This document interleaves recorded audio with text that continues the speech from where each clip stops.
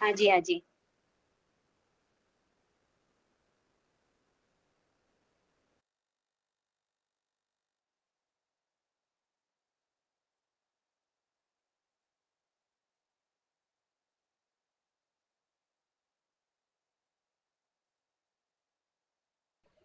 ठीक है, स्टार्ट हो रही है recording। तो अ, हमारे दो रह गए थे जीवन परिचय, गुरु गोरखनाथ और पतंजलि, महर्षि पतंजलि। तो महर्षि पतंजलि तो आपने योग सूत्र में पढ़ ही लिया, फिर भी उसमें जो इम्पोर्टेंट है मैं आपको बताऊंगी कुछ। और गुरु गोरखनाथ, ये दोनों आज हम पढ़ेंगे। तो शुरू करते हैं अभी।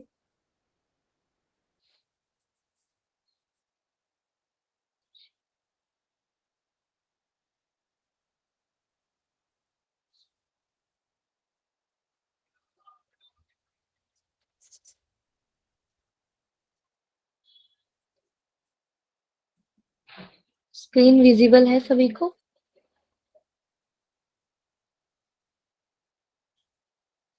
हाँ मैम। ओके, ठीक है, ऑफ कर लीजिए। हम्म, तो ये हमारी लास्ट क्लास है इस सब्जेक्ट की। जितने भी महर्षि योगी हुए हैं, जिनका भी जीवन परिचय में पढ़ना था, वो हम पढ़ चुके हैं और कल आपका रिवाइज भी हो गया था। तो आज अगर समय बचता है तो हम कुछ से वो क्वेश्चन आंसर करेंगे, फिर कल से नेक्स्ट हम योग वशिष्ठ स्टार्ट करेंगे। ठीक है, किसी को कोई इशू, कुछ पूछना हो? चलिए ठीक है। तो आज हम बात करेंगे महायोगी गोरक्षनाथ के बारे में। सुनते रहेंगे और देखते रहेंगे, जो भी इम्पोर्टेंट होगा मैं आपको बता दूंगी, और आपको भी अगर कुछ भी इम्पोर्टेंट लगता है तो वो भी आप अंडरलाइन कर सकते हैं, अपने नोट्स में हाईलाइट कर सकते हैं। ठीक है, चलिए। महायोगी गोरक्षनाथ नाथ संप्रदाय के प्रसिद्ध एवं सिद्ध योगी पुरुष हुए हैं। तो पहला पॉइंट है, नाथ संप्रदाय के हैं गोरक्षनाथ और ये प्रसिद्ध सिद्ध योगी हुए हैं। नाथ संप्रदाय का उद्भव आदि नाथ अर्थात स्वयं आदि देव भगवान शिव के द्वारा माना जाता है। तो क्वेश्चन, हम दूसरा पॉइंट बनाएंगे कि जो नाथ संप्रदाय है उसका उद्भव किन से हुआ, किन के द्वारा हुआ? तो भगवान शिव के द्वारा नाथ संप्रदाय का उद्भव, ओरिजिन, मतलब कहाँ से स्टार्ट हुआ, किसने बनाया नाथ संप्रदाय? तो भगवान शिव ने बनाया। ये क्वेश्चन आ सकता है ऐसा, नेट उसमें आया था अभी 2020 में, 21 में जो हुआ था एग्जाम, उसमें आया था ये क्वेश्चन ऐसा कि योग मतलब नाथ संप्रदाय का उद्भव कैसे हुआ, या योग का ओरिजिन, आदि वक्ता कौन है? आदि जो है ना, आदि क्या बोलते हैं, जो बहुत ही पुराना, जहाँ से स्टार्ट हुआ योग, तो उसका आंसर भगवान शिव आना है। ठीक है, इस संप्रदाय में नौ नाथ हुए हैं इसमें। ठीक है, इस संप्रदाय में। तो ये नाथ के नाम है, मैं आपको अलग से बता दूंगी। नौ नाथों के नाम, मत्स्येंद्र नाथ, गोरखनाथ, इसमें नहीं लिखा है, मैंने अलग नोट्स में लिखा हुआ है। मत्स्येंद्र नाथ, गोरखनाथ, जालंधर नाथ, नागनाथ, भर्तरीनाथ, चरपटीनाथ, कानीफनाथ, गहिनीनाथ और रेवणनाथ। ठीक है, नाथ संप्रदाय में 24 नाथ और 84 सिद्ध प्रमुख थे। ठीक, गोरखनाथ के प्रमुख शिष्य है गहनीनाथ और चरपटीनाथ, ये नोट्स में लिख लेंगे। गोरखनाथ के प्रमुख शिष्य गहनीनाथ और चरपटीनाथ, ये आगे आ जाएगा, अभी बताएंगे। जो मैं अलग से बता रही हूँ वो मैं आपको भेज दूंगी ग्रुप पे। नेक्स्ट है, जिनमें गोरक्षनाथ या गोरखनाथ प्रसिद्ध हुए हैं। ठीक है, ये भी पता चल गए कि नौ नाथ हुए हैं और 84 सिद्ध सिद्ध पुरुष हुए हैं, सिद्ध प्रमुख हुए हैं। ठीक, उनमें से जो नौ नाथ प्रमुख हुए उनमें से सबसे प्रमुख है गोरखनाथ, जिन्हें गोरक्षनाथ भी बोलते हैं। इन्हीं योगी गोरखनाथ ने उस समय एक अलग योग विद्या को प्रचारित किया था। क्या था कि नाथ संप्रदाय में जो योग था वो बहुत ही कॉम्प्लिकेटेड था, ऐसे समझ सकते हैं।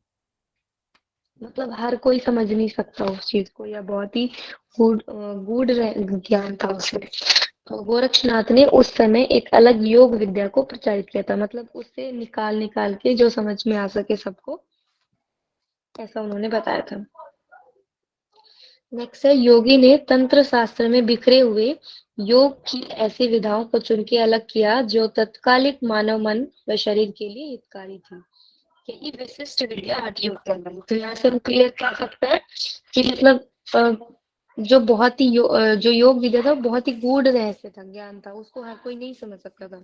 तो इन्होंने उनमें से चुन चुन के जो मनुष्य को मन और शरीर के लिए हितकारी हो, जो उसे समझ में आ सके, जितना उसके लिए यूजफुल है, वो उन्होंने निकाला और उसका नाम उन्होंने हठ योग दे दिया। ठीक है।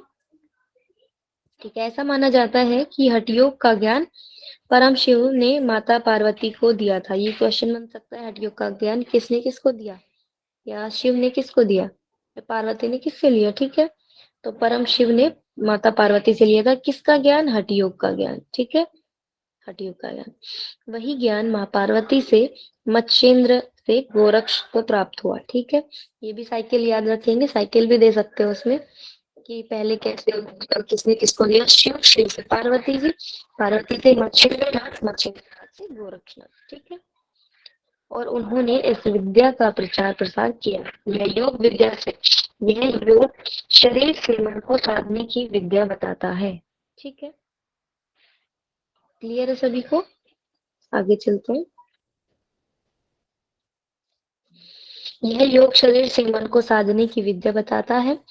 प्राणों पर नियंत्रण इसी माध्यम से किया जा सकता है। प्राणों पर नियंत्रण इसी माध्यम से किया जा सकता है, इतना हमें पता है। निश्चित रूप से साधारण लोगों से साधक साधक तक इस ज्ञान को पहुंचाने का श्रेय योगी गोरखनाथ को ही जाता। ठीक है, योगी राज गोरखनाथ के जन्म को लेकर अलग अलग विद्वानों के अलग अलग मत है, परंतु ऐसे ये क्वेश्चन पूछने जाते हैं कि उनके जन्म कब हुआ, कैसे हुआ, क्योंकि ये बहुत ही कंफ्यूजन वाला टॉपिक है ना, सबके अलग अलग मत है। जनरली ऐसा नहीं पूछे जाते, पर फिर भी हमें तो पढ़ना चाहिए। हम पढ़ेंगे। कोई 13वीं शताब्दी से, कोई 10वीं सदी से, कोई 12वीं सदी के बीच, तो कोई इतिहासकार 10वीं से 14वीं सदी के बीच बताते हैं। ठीक है, कुछ विद्वानों के अनुसार इनका जन्म रायबरेली के पास जायस नामक कस्बे में हुआ। ठीक है, तो कुछ के अनुसार रावलपिंडी में, तो कुछ के अनुसार गोदावरी तट पर चंद्रगिरी नामक ग्राम में माना जाता है। ठीक है, अब मोस्ट इम्पोर्टेंट क्या है, ये तो हमें समझ में आ गया है कि ऐसे ऐसे अलग अलग भ्रांतियां हैं। ठीक है, नेक्स्ट आता है इनके गुरु। इनके गुरु मत्स्येंद्र नाथ। ये क्वेश्चन बन सकता है, गोरक्षनाथ के गुरु कौन थे, या मत्स्येंद्र नाथ के शिष्य कौन थे। ये मत्स्येंद्र नाथ ने किसको ज्ञान दिया, हठ योग का ज्ञान दिया। ये गोरक्षनाथ ने हठ योग का ज्ञान किनसे लिया। ठीक है, तो वहां पर आप कंफ्यूज हो जाएंगे अगर वहां पर ऐसे ऑप्शंस आ जाते हैं कि शिव, पार्वती, मत्स्येंद्र, गोरख। तो ये साइकिल आपको आप ऐसे ही अपने नोट्स में बनाना कि शिव से पार्वती पे आया, पार्वती जी ने मत्स्येंद्र को दिया, मत्स्येंद्र ने गोरखनाथ को दिया। ठीक, इनके गुरु मत्स्येंद्र थे, जो स्वयं एक श्रेष्ठ सन्यासी व तत्ववेता थे, वास्तविक को जानने वाला थे। वह इन्हीं से हठ विद्या का उपदेश इन्होंने प्राप्त किया। ठीक है, ये पता चल गया है। चलते हैं शिष्य। हम्म, शिष्य गोरखनाथ जी के दो प्रमुख शिष्य हुए, गहनीनाथ और चरपटीनाथ। ये मैंने बताया था ना अभी, यहाँ पर भी आ गया, गोरखनाथ के प्रमुख शिष्य गहनीनाथ और चरपटीनाथ, ये याद रखेंगे। नेक्स्ट है, इनके साथ ही जालंधर नाथ, ये मैंने वो नाम बता दिए थे, नो, वो यहाँ पर भी आ गए हैं। जालंधर नाथ, चौरंगीनाथ, भरतरी, कृष्णपद, गोपीचंद, निवृत्तिनाथ, संत ज्ञानेश्वर आदि संत नाथ संप्रदाय में हुए हैं। ठीक है, ये क्लियर है सभी को? ठीक है, नेक्स्ट, नाथ संप्रदाय। जब बौद्ध धर्म में आडंबर व कर्मकांड प्रमुख होने लगा तो जनमानस के चित्त को शांति प्रदान करने के लिए करुणावश आदिनाथ से उत्पन्न नाथ संप्रदाय का प्रादुर्भाव हुआ। ठीक है, नाथ संप्रदाय के योगियों ने क्रियाओं का सही अर्थ समाज के सामने रखा व इसके आडंबर पूर्ण हिस्से को अलग कर दिया। 9 नाथों में गोरक्षनाथ का नाम सबसे अधिक प्रसिद्ध व प्रमुखता से लिया जाता है। हठ योग के माध्यम से प्राणों का शुद्धिकरण कर आयतत्व आत्म तत्व तक पहुंचने की विद्या इन्होंने ही बताई है। ठीक है, ये तो हमें इतना समझ में आ गया कि हठ योग का मतलब क्या होता है। इसमें प्राणों पर हम कंट्रोल करते हैं, हमारी शुद्धिकरण का होता है, आत्म तत्व को जानने के लिए होता है, सब पता है हमें। वास्तविक स्वरूप नाथ शब्द की उत्पत्ति नाथ, याद रखेंगे, नाथ धातु में अ प्रत्यय लगाने से होती है। नाथ का अर्थ है अनादि रूप। क्या है? नाथ का अर्थ है अनादि रूप और थ का अर्थ है भुवन त्रय का स्थापित होना, अर्थात वह अनादि धर्म जो भुवनात्रय की स्थिति का कारण है। ठीक है, जो भुवनात्रय की स्थिति का कारण है। तो इसको एक बार देख लेंगे, ज्यादा टाइम वेस्ट करना का जरूरत नहीं है इधर। ठीक, नेक्स्ट है गोरक्षनाथ कृत ग्रंथ हठ योग। ये मोस्ट इम्पोर्टेंट है, ये चीज है। ठीक है, इस चीज को याद रखेंगे। ठीक है, यहाँ से बन सकता है क्वेश्चन, क्योंकि ये चीजें फिक्स हैं, इनको कोई बदल थोड़ी सकता है। इनके कृत ग्रंथ हैं तो है। ठीक, तो गोरक्षनाथ कृत ग्रंथ हठ योग, गोरख शतक, ज्ञान अमृत, ये गोरख शतक और गोरख शतक, ये गोरख शतक है। ठीक है, गोरक्ष, हठ योग, गोरख शतक, ज्ञान अमृत, गोरक्षकल्प, गोरक्ष सहस्त्रनाम, चतुर्शित्यासन, योग चिंतामणि इंपॉर्टेंट है, योग महिमा इंपॉर्टेंट है, योग मार्तंड, योग सिद्धांत पद्धति, विवेक मार्तंड, सिद्ध सिद्धांत पद्धति, ये सारे इंपॉर्टेंट है मेरे अकॉर्डिंग। ठीक है, एक बार फिर से पढ़ लेते हैं। गोरक्षनाथ कृत ग्रंथ हठ योग, गोरख शतक, ज्ञान अमृत, गोरक्षकल्प, गोरख सहस्त्र नाम, चतुर्शित्यासन, योग चिंतामणि, योग महिमा, योग मार्तंड, योग सिद्धांत पद्धति, विवेक मार्तंड और सिद्ध सिद्धांत पद्धति। ठीक है, इसको याद करेंगे, कैसे करेंगे, पहले गोरक्ष वाले देख लेंगे सारे। गोरख शतक हो गया, गोरक्षकल्प हो गया, शतक हो गया, कल्प हो गया, गोरख सहस्त्र नाम हो गया। ठीक है, सिद्ध सिद्धांत पद्धति और योग सिद्धांत पद्धति ये आप अलग से याद करेंगे। ठीक शिव है, फिर संहिता योग, नहीं है मैम? शिव संहिता, गौरक्ष संहिता है, शिव संहिता नहीं, गौरक्ष संहिता है। गोरख संहिता। हाँ जी, शिव संहिता तो भगवान शिव और पार्वती का संवाद है ना जी। हाँ हाँ जी, हाँ जी। गोरख संहिता इनकी तो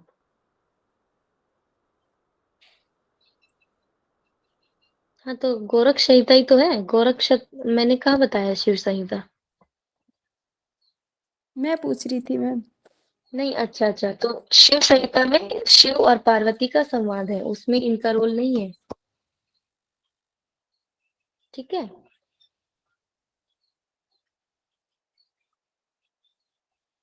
ये क्लियर हो गया ना सभी को? और इनको ऐसे ही ट्रिक बना के याद करेंगे, जैसे योग महिमा, योग मार्तंड, योग सिद्धांत पद्धति, ये तीनों सेम सेम है। योग चिंतामणि। ठीक है, यहाँ से क्वेश्चन बन सकता है। इनके अलावा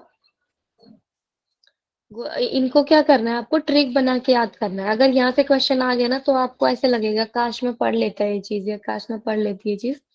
सिर्फ इसमें कुछ नहीं करना, ट्रिक बनानी है। ट्रिक बना के अगर आप जैसे योग योग जो है एक साथ लिख लेना, गोरक्ष के एक साथ, अगर ये आपके दिमाग में फिट हो गए तो अगर ऐसे इस इनसे रिलेटेड कोई क्वेश्चन आता है तो आप इमीडिएटली उसका आंसर कर सकते हो। ठीक है, इनके अलावा गोरख बोध, दंत गोरख संवाद, गोरखनाथ जीरा, गोरखनाथ जीरापद, गोरखनाथनी के स्फोट ग्रंथ, ज्ञान तिलक, ज्ञान सिद्धांत योग, योगेश्वरी साखी, नरक बोध, विराट पुराण और गोरख सार। ठीक, पर ये मोस्ट इम्पोर्टेंट है ऊपर वाले, एक बार ये भी देख लेंगे, नहीं तो इन्हीं को ही इसमें भी ऐड कर सकते हैं जो आप ट्रिक बना के करेंगे उसको। ठीक है, नेक्स्ट है मृत्यु। इनकी मृत्यु के विषय में कोई संकेत नहीं मिलते हैं। नाथ संप्रदाय के अनुसार सहस्त्रार 1000 वर्षों का इनका जीवन काल है। तो नाथ संप्रदाय के अनुसार इनके 1000 वर्षों का जीवन काल है। ठीक, क्लियर है सभी को? कोई डाउट है इसमें? ये कंप्लीट हो गया है हमारा। मैम नाथ मृत्यु का मीनिंग एक बार और बताना, नाथ का जो आपने बताया था। नाथ संप्रदाय ये कहाँ से स्टार्ट हुआ है, इसका ओरिजिन कहाँ से, किसने ये स्टार्ट किया था, किसने बताया था? तो वो शिव जी ने बताया था, शिव ने स्टार्ट किया था। ठीक है, शिव ने सबसे पहले पार्वती जी को ही ज्ञान दिया था, और पार्वती जी ने फिर मत्स्येंद्र से आया था, और मत्स्येंद्र ने वो ज्ञान गोरक्षनाथ को दिया था। ये था उसमें। तो जैसे क्वेश्चन आता है नाथ संप्रदाय के संस्थापक कौन थे, तो जनरली मत्स्येंद्र नाथ हाँ। को बोलते हैं। नहीं, वो ऐसे क्वेश्चन आएगा कि उसका उद्भव कहाँ से हुआ, उसका ओरिजिन कहाँ से हुआ नाथ संप्रदाय के। जैसे हिंदी में मुझे वर्ड नहीं आ रहा है, जैसे हेड कौन है उसका, है ना, नाथ संप्रदाय का। हाँ, नाथ संप्रदाय शिव को ही मानते हैं। हाँ, तो उसको आदिनाथ शिव ऐसे ही बोलते हैं। आदि प्रवक्ता बोलेंगे मैम उसको। हाँ हाँ, आदि प्रवक्ता, राइट। ठीक है। और संस्थापक भी उन्हीं को बोलेंगे, शिव को, हाँ या जी, हाँ जी। मत्स्येंद्र नाथ? नहीं, नाथ जहाँ का से भी, मीनिंग बताया था हाँ, ना। नाथ नाथ धातु है ना। ओके, हाँ, वो बता दीजिए, 1 मिनट। वार्तिक स्वरूप की है। ठीक है, नाथ शब्द की उत्पत्ति नात्र धातु से में अप्रत्यय लगाने से होती है। अप्रत्यय लगाने से। ना का अर्थ है अनादि रूप, और थ का अर्थ है भुवन त्रय का स्थापित होना, अर्थात वह अनादि धर्म जो भुवनत्रय की स्थिति का कारण है।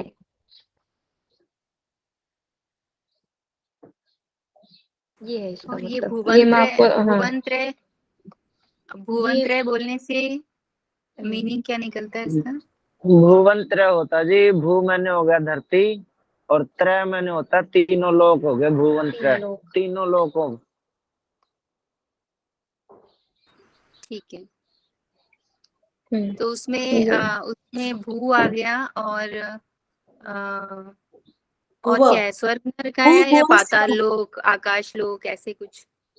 हाँ, भू ये भुव त्रय मैंने स्व तीनों, त्रय मैंने तीनों लोग हो गए, और भुवन मैंने भूमि होगी, जमीन धरती पृथ्वी, आप कुछ भी कह सकते हो उसमें। भुवन मैंने वो हो गया, और त्रय मैंने तीनों लोग हो गए, भुवन त्रय। धरती पर तीनों लोकों में, पृथ्वी पर तीनों लोकों का जो कारण है वो है उसका नाम नाथ शब्द।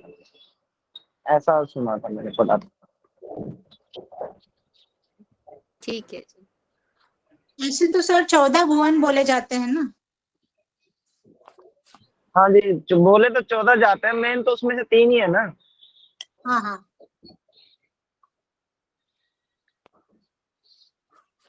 ठीक है, क्लियर हो गया सभी को? एक इनकी स्टोरी है गोरक्षनाथ की, कि उनका जन्म कैसे हुआ था। ठीक है, तो वो हम एक बार मैं आपको बताती हूँ, तो आप सभी सुनेंगे सिर्फ उसको। ठीक है,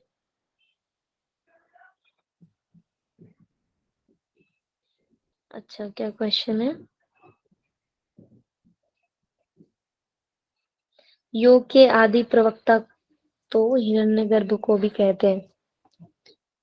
सर बोलते हैं, पर अगर ऐसे क्वेश्चन आता है कि नाथ संप्रदाय के आदि प्रवक्ता कौन है, तो उसमें आएगा शिव।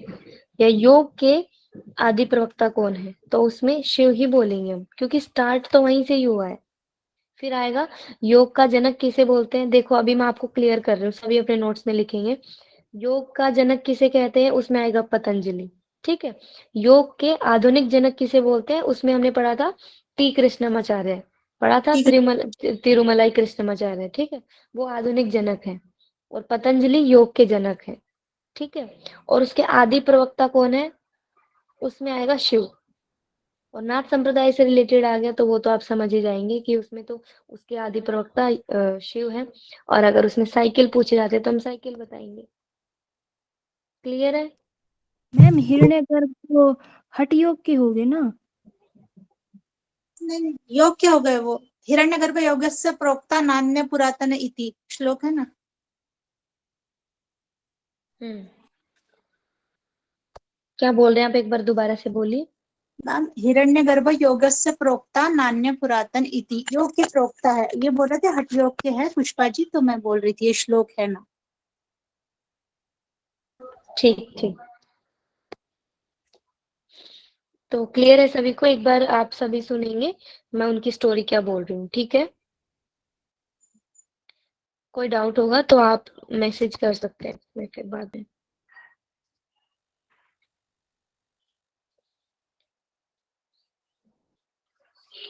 इनकी स्टोरी इस तरीके से है, इनका जन्म कैसे हुआ था गोरक्षनाथ का।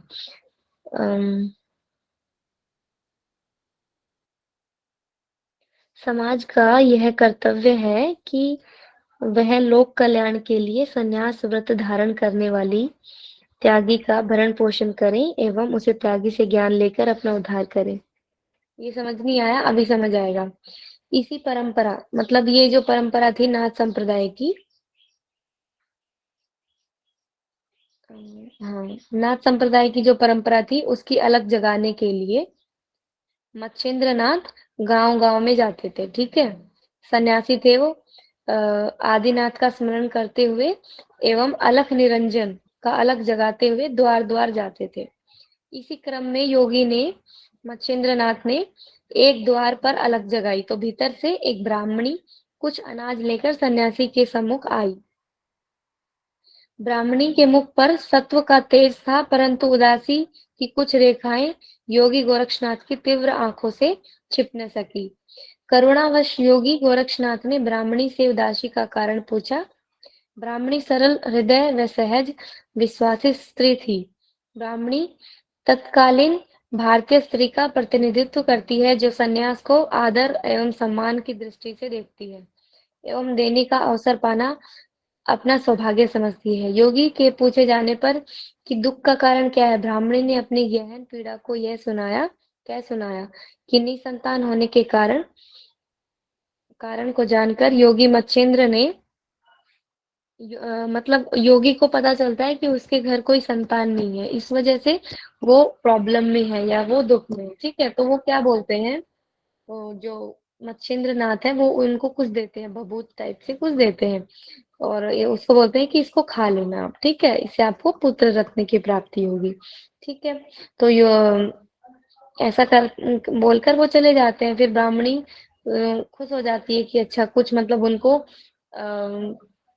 क्या बोलते हैं उसको, उनका और बढ़ता है कि हाँ अभी कुछ अच्छा होगा मेरी लाइफ में, ऐसा करके फिर क्या होता है, योगी को देखती रहती है और वह सोचती रहती है कि अब उसके जीवन का दुख चला जाएगा, ठीक है?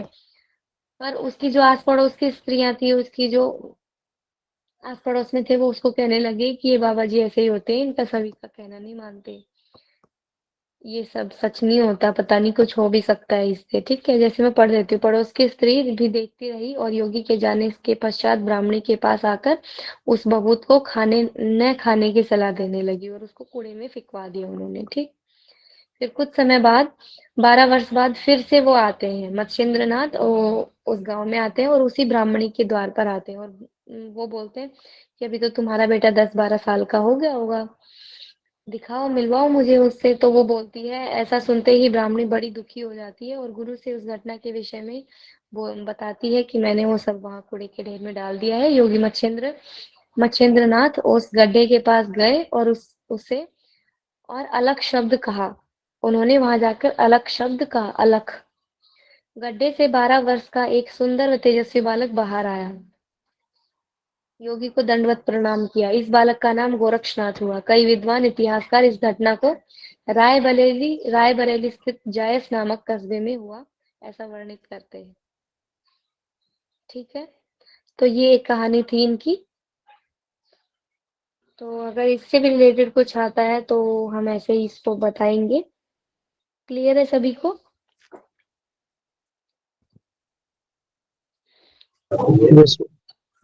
ठीक है, तो अभी पतंजलि का और देख लेते हैं हम एक बार कि क्या है उसमें। मैंने थोड़ा सा ही उसमें लिखा है, ज्यादा नहीं बनाए,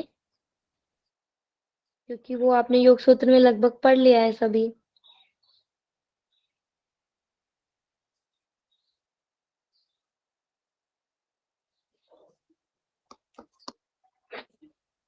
तो ये देख लेते हैं एक बार, पतंजलि योग सूत्र पर लिखी गई टीकाएं अथवा भाष्य। तो ये सभी टीकाएं और भाष्य हैं जो पतंजलि योग सूत्र पर लिखी गई है। ये इम्पोर्टेंट है, ये चीज है, ये डायरेक्ट पूछ सकते हैं एक नंबर में, 2 नंबर में कह रही हूँ कि ऐसे पूछ सकते हैं क्वेश्चन की डायरेक्ट। योग भाष्य किसके द्वारा? व्यास मुनि के द्वारा। तत्व वैशारदी वाचस्पति मिश्र के द्वारा। ये शायद क्वेश्चन आया था वाचस्पति मिश्र का या विज्ञान भिक्षु का, ऐसे ही ये मुझे ऑप्शन याद आ रहे हैं अभी जो रिसेंट जो एग्जाम हुआ था उसमें कुछ इनसे रिलेटेड कुछ था क्वेश्चन। नेक्स्ट है भोजवृत्ति भोजराज के द्वारा, योग वर्तिका विज्ञान भिक्षु के द्वारा, राजयोग स्वामी विवेकानंद के अकॉर्डिंग। और ये भी हमने पढ़ा था राजयोग, याद है ना? राजयोग स्वामी विवेकानंद की एक वो लिखी गई टीका भाष्य जो भी है। भास्वती, ऐसे क्वेश्चन नहीं आएगा कि ये टीका है कि भाष्य है, हमें बस इतना पढ़ना है कि ये इनके द्वारा ही रचित है। भास्वती हरिहरानंद आरण्य। ठीक है, नेक्स्ट है काशी संस्कृत सारणी में योग सूत्र पर लिखी गई टीकाएं। काशी संस्कृत सारणी में लिखी गई योग सूत्र पर टीकाएं। ठीक है, राजमार्तंड भोजराज के द्वारा, और यहाँ क्या थी? भोजवृत्ति भोजराज के द्वारा। नेक्स्ट है प्रदीपिका भावा गणेश के द्वारा, वृत्ति नागोपी भट्ट, मणिप्रभा रामानंदयति, चंद्रिका अनंत देव, योग सुधाकर सदाशिवेंद्र सरस्वती, इनके द्वारा रचित है। ठीक है, तो इसको आप ट्रिक बना के याद कर लेंगे, कुछ कुछ तो याद हो जाएंगे, जैसे राजयोग हो गया आपका, स्वामी विवेकानंद हो गया, ठीक है, भोजवृत्ति भोजराज हो गया, और ये इंपॉर्टेंट है मेरे अकॉर्डिंग तत्व वैशारदी और योग वर्तिका। तत्व वैशारदी वाचस्पति मिश्र, योग वर्तिका विज्ञान भिक्षु। ठीक, और योग भाष्य मोस्ट इंपोर्टेंट व्यास मुनि। क्लियर? नेक्स्ट है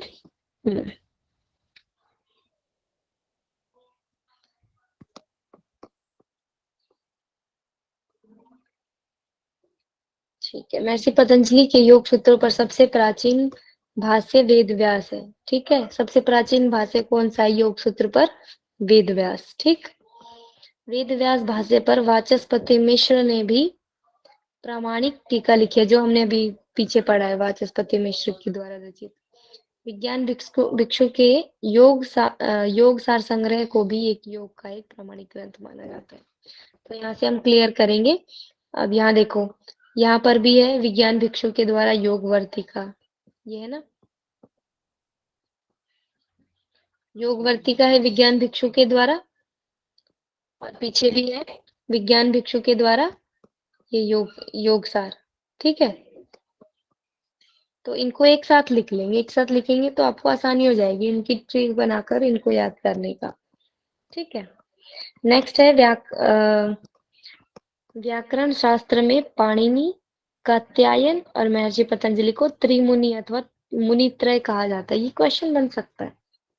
ठीक है, पाणिनि ने अष्टाध्यायी की रचना की थी, इनको भी आप लिख लेंगे लाइन में, मोस्ट इंपॉर्टेंट है, डायरेक्ट क्वेश्चन आ जाता है कि अष्टाध्यायी की रचना किसने की।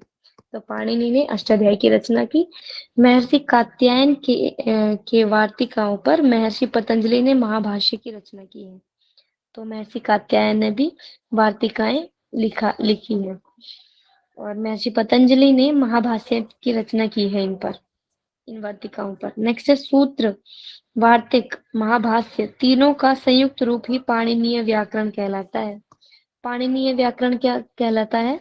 सूत्र, वार्तिक और महाभाष्य, इन तीनों का संयुक्त रूप पाणिनीय व्याकरण कहलाता है। सूत्रकार पाणिनि, वार्तिकार कात्यायन और भाष्यकार पतंजलि, तीनों को व्याकरण का त्रिमुनि कहा जाता है। मतलब इन्होंने अपना अपना इनका एक आइडेंटिटी थी कि पतंजलि जो थे वो भाष्यकार थे, ठीक है, और कात्यायन जो थे वो वार्तिकार थे और पाणिनि सूत्रकार थे। तो इन तीनों का समूह ही त्रिमुनि कहलाया कहा जाता है। और सूत्र और वार्तिक और भाष्य, इन तीनों का समूह क्या होता है? पाणिनीय व्याकरण। ठीक, तो इसको लिख लेंगे आप अच्छे से। क्लियर है सभी को? कोई डाउट है? क्योंकि हमारा यहाँ पे खत्म हो गया है।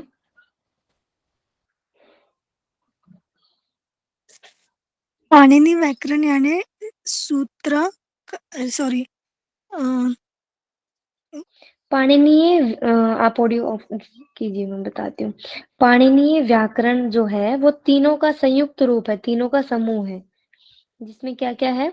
हमारे सूत्र, वार्तिक और महाभाष्य। ठीक है, ऐसा है। क्लियर है सभी को?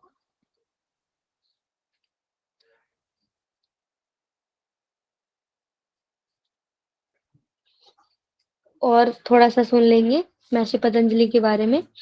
इन्हें योग का पितामह और अथवा जनक कहा जाता है। ये मैंने अभी बताया था, इन्हें योग का जनक कहा जाता है। अब इसमें कंफ्यूज नहीं होना अगर एग्जाम में अगर योग का पितामह किसे कहा जाता है। अब इसमें तो शिव भी लगा सकते हैं कई लोग, क्योंकि ऐसे भी सोचेंगे कि स्टार्टिंग तो वहीं से ही हुई थी। पर योग का जनक हम हमेशा महर्षि पतंजलि को कहते हैं। और महर्षि पतंजलि को योग दर्शन के प्रवर्तक के रूप में भी जाना जाता है, तो पता है आपको। ठीक है, क्लियर है सभी को? चलिए,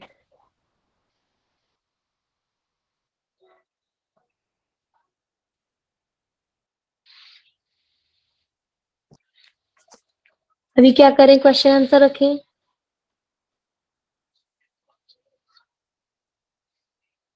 बताएंगे तत्व वैशारदी किसकी रचना है? तत्व वैशारदी, तत्व वैशारदी टाइप करेंगे।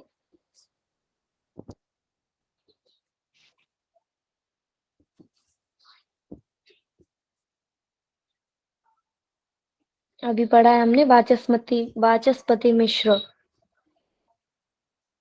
वेरी गुड, बहुत बढ़िया। राजयोग स्वामी विवेकानंद, ये तो आपको पता ही है। नेक्स्ट है भोजवृत्ति। भोजवृत्ति किसकी रचना है? भोजराज की। बहुत बढ़िया। नेक्स्ट है योगवर्तिका। योगवर्तिका किसकी रचना है?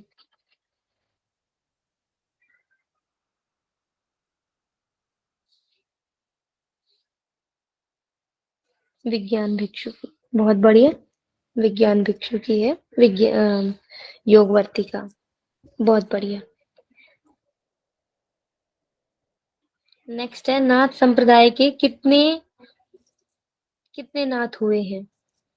जल्दी से बताएंगे। नाथ संप्रदाय के 9। वेरी गुड, बहुत बढ़िया।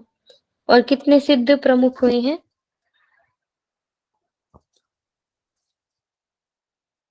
84। बहुत बढ़िया। 84 में, 80 में। 84।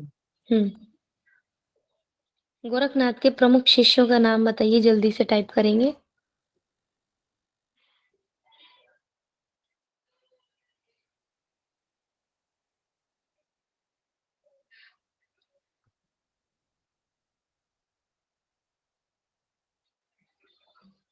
वेरी गुड, गहनीनाथ और चरपटीनाथ। गोरखनाथ के गुरु कौन थे?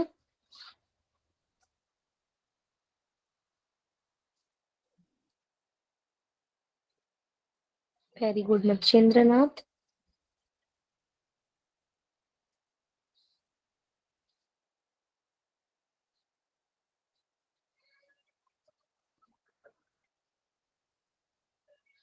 नेक्स्ट बताएंगे योग चिंतामणि किसके द्वारा लिखी गई, किसके द्वारा रचित ग्रंथ है योग चिंतामणि?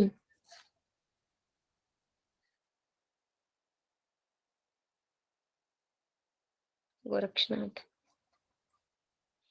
Very good. और योग महिमा?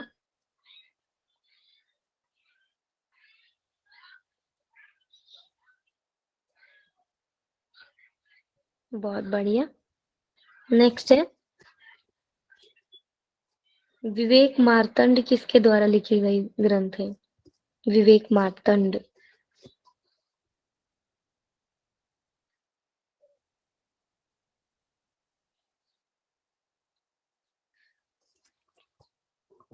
चलिए बहुत बढ़िया गोरक्षनाथ।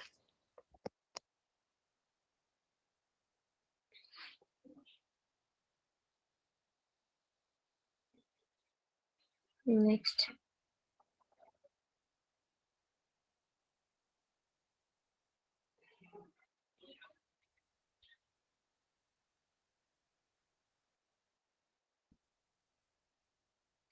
नेक्स्ट क्वेश्चन है 5 तरह की बोली का प्रयोग करते थे जो कबीरदास थे, कौन कौन सी बोली थी वो? फटाफट से टाइप करेंगे सभी। 5 तरह की भाषा का प्रयोग करते थे।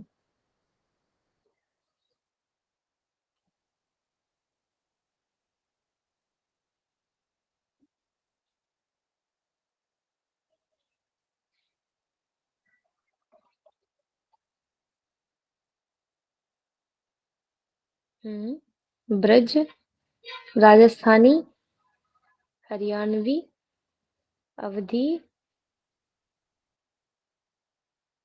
बहुत बढ़िया। महेश जी तो फटाफट से टाइप कर देते हैं पांचों। ब्रिज, खड़ी, राजस्थानी, हरियाणवी, अवधी। ठीक है बहुत बढ़िया। जिसका भी कोई एक दो रह गया हो वो देख लेंगे, वैसे बाकी सभी का सही है। ब्रिजभाषी, खड़ी बोली, राजस्थानी, अवधी, हरियाणवी। और इनको क्या बोलते थे, इसलिए इनकी भाषा को क्या बोलते थे? टाइप करेंगे। कौन सी खिचड़ी बोलते थे?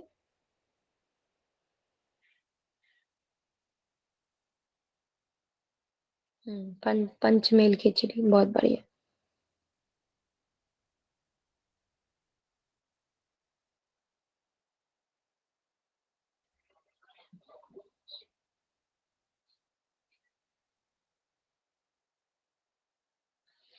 नेक्स्ट है महाकवि की उपाधि किनको दी गई है?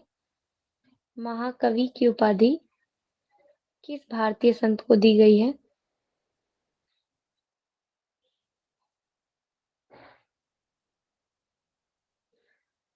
वेरी गुड, सूरदास को।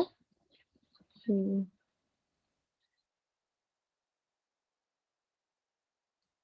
साहित्य लहरी और दमयंती। साहित्य लहरी और नील दमयंती, ये जो दो रचनाएं हैं किन की है, ये किसकी है? ये साहित्य लहरी और नील दमयंती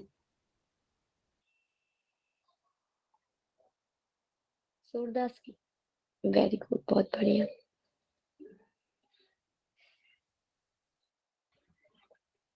कब हुआ था सूरदास जी का जन्म, कब हुआ था?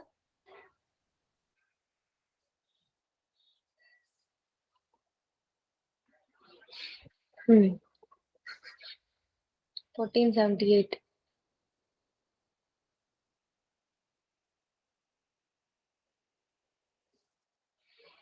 कौन से राजा ने इनको अपने दरबार में बुलाया था कि आप मेरे मेरे बारे में गुणगान करो, या आप मेरे ही राजभवन में रहकर कीर्तन करो? अकबर ने। बहुत बढ़िया।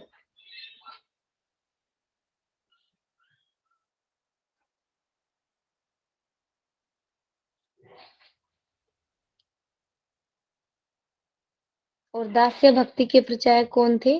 दास्य भक्ति को मानने वाले या दास्य भक्ति के परंपरा में कौन से संत हुए हैं?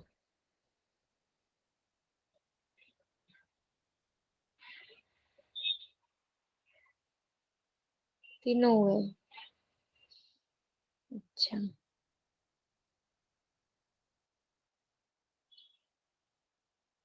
दास्य में तो कबीर दास और तुलसीदास जी बताया था मैंने शायद। मैम सूर्यदास जी दास से परंपरा के थे, ये बताया था आपने। अच्छा, हाँ, फिर तीनों ही है, तीनों ही है, फिर जी। तीनों ही है दास परंपरा की। ठीक है।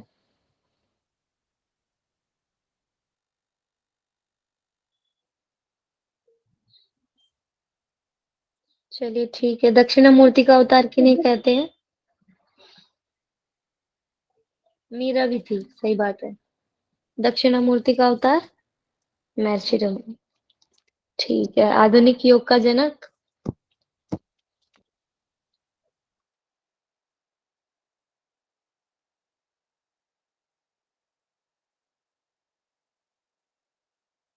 आधुनिक योग का जनक श्री कृष्णमाचार्य। बहुत बढ़िया। आधुनिक योग का जनक? नो, पतंजलि नहीं आएगा। Very good. सत्यार्थ प्रकाश किसकी रचना है? सत्यार्थ प्रकाश।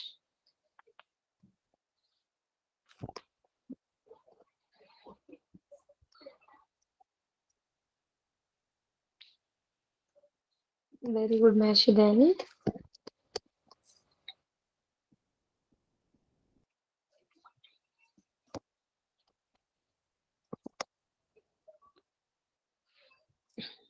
एक मिनट।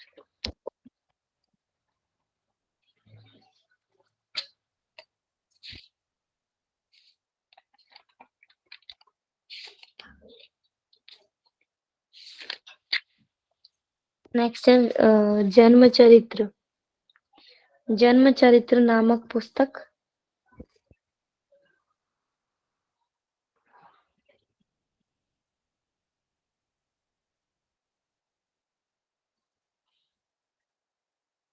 और थोड़ा सा जोर डालिए दिमाग पर। जन्म चरित्र नामक पुस्तक।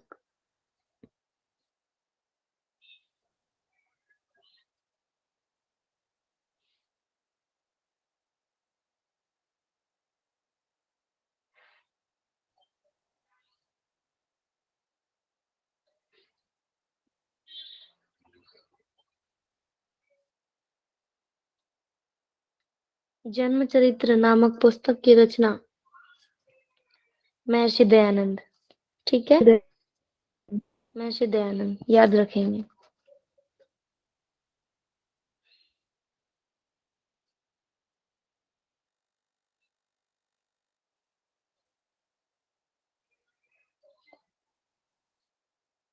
और स्वामी विवेकानंद के गुरु का नाम?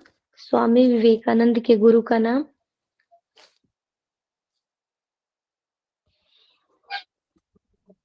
रामकृष्ण परमहंस। स्वामी विवेकानंद के शिष्य का नाम?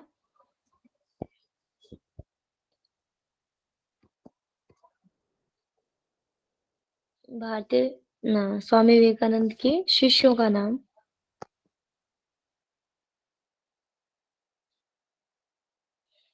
बताइए, जितने भी नाम याद है। 3 थे शायद उनके शिष्य, तो या ज्यादा भी थे, 3-4 बताइए।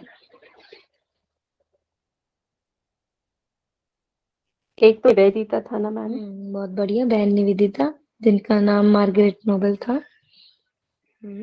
अशोकानंद, वीरजानंद,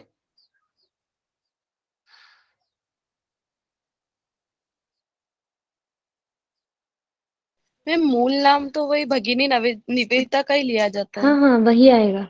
मैंने बताया है कि उनका पहले नाम मार्गरेट नोबेल था। अगर क्वेश्चन भी आएगा तो बहन निवेदिता ही पूछेंगे वो, कि इनके शिष्य का नाम। मार्गरेट नोबेल तो पहले था, उनका नाम चेंज करा के हो गया था उनका बाद में। ऐसे चेंज करा लेते हैं ना, जब किसी का हम दीक्षा प्राप्त करते हैं या ज्ञान लेते हैं। मेरे गुरुदेव नामक पुस्तक की रचना किन्होंने की? किसने की? मेरे गुरुदेव। विवेकानंद। माई मास्टर की बुक की रचना किसने की? My master. विवेकानंद ही थे ना मैम। वेरी गुड, बढ़िया। नेक्स्ट है, न्यूयॉर्क वेदांत सोसाइटी की स्थापना विवेकानंद ने अमेरिका में कब की?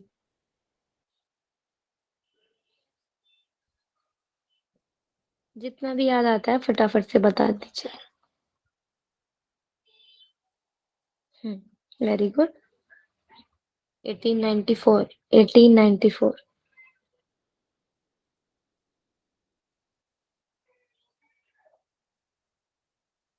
1894, 93 में वो गए थे, 94 में उन्होंने ये बनाया था वेदांत सोसाइटी। ठीक है, और डीएवी की स्थापना किसने की थी? डीएवी, दयानंद एंड एंग्लो, जल्दी बताइए। वेरी गुड, महात्मा हंसराज, वेरी गुड, बहुत बढ़िया।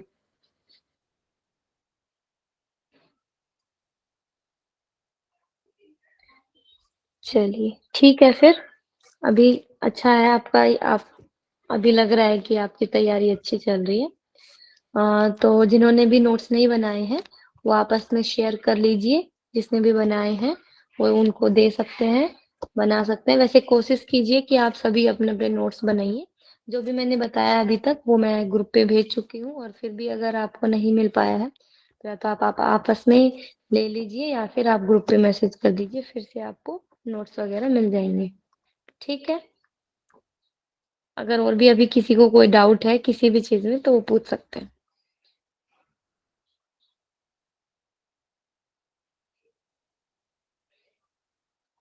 Thank you, welcome. Thank you sir. चलिए रिकॉर्डिंग ऑफ कर देंगे। ठीक है, प्रणाम सभी को, Hariom. Thank you ma'am, Hariom.